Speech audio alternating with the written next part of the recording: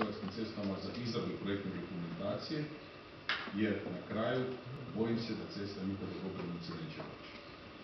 Dakle, ono što ste vi čuli od ministar pretpostavlja da se znaju procedure po kojima se mogu raspisivati javne nabave. Ova sredstva koja su sada osigurana i onih 549 milijuna koji će biti i više, otići će sve u smjeru Bjelovara, jer mi nećemo imati dokumentaciju.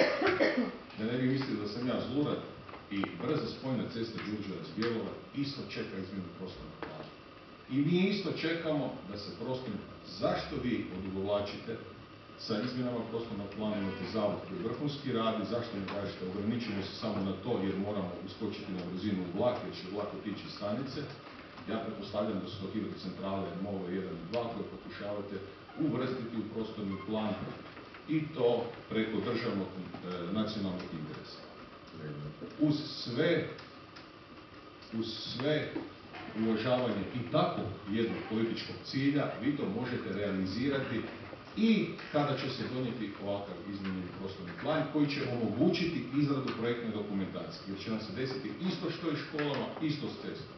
Ovdje ćemo biti, jer Bog da, živi i zdravi, pa ćemo isto ovo proći kao što sad odlazimo sa školama kad sam nas upozoravao na Viroviticu, sad ovako s cestom, kad cesta dođe za godinu dana, godinu i pol u Bjelovar.